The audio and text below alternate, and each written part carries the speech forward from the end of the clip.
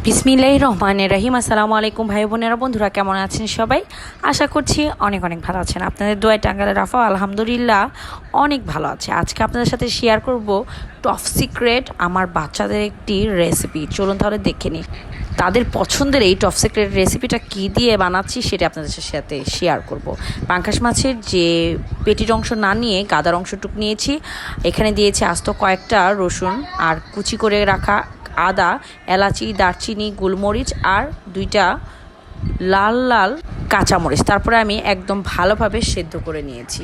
সেদ্ধ করা হয়ে গেলে আমি কিন্তু কাটা বেছে খুব ভালোভাবে মিক্সার মেশিনে আমি ব্লেন্ড করে নিব। সবচেয়ে ভালো হয় পাটাতে বেটে নিলে, এতে করে যে ছোট ছোট কাটাগুলো থাকে মাছের সেগুলো কিন্তু আর থাকে না। যেহেতু বাচ্চাগুলো খাবে আর আমি কিন্তু ওদেরকে বলবো এটা গরুর মাংসের কাবাব, তো যার জন্য দেখা যায় যে এই কাটা থাকলে ওরা কিন্তু বুঝে যাবে। আর আমার বাচ্চারা কিন্তু কোনোভাবে কোনো ধরনের মাছই খেতে চায় না।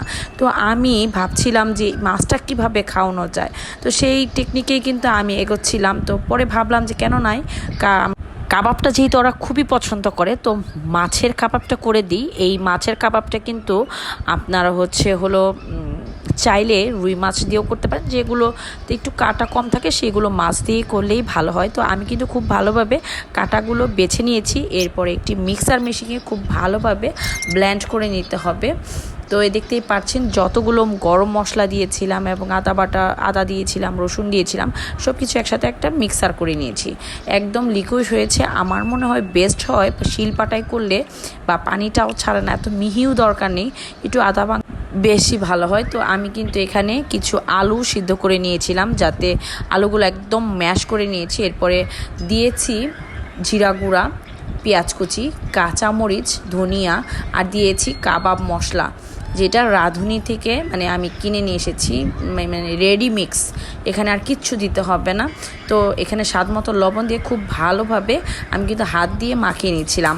আর আপনারা চাইলে কিছু চিলি ফ্লেক্স বা আর আপনাদের গোলমরিচ গুঁড়া দিতে পারেন। তো আমি এটা কিন্তু পুরোপুরিভাবে স্কিপ করছি, কারণ বাচ্চারা ঝাল খেতে পারে না।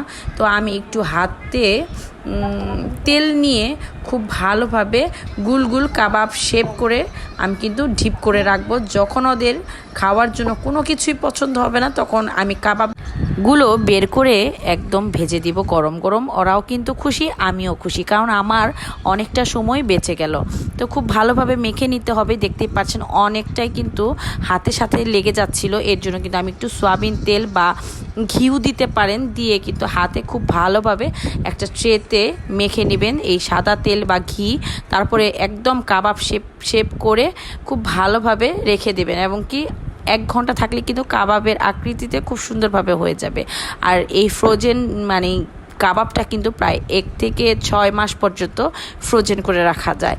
চাইলে এই টিপসটা আপনাদের বাচ্চাদের সাথেও কিন্তু ট্রাই করতে পারেন, কারণ বাচ্চারা যখন মাছ খেতে চাবে না তখন এই টিপসটা আপনাদের অনেক উপকার হবে। তো ভালো থাকুন, সুস্থ থাকুন, আল্লাহ হাফেজ।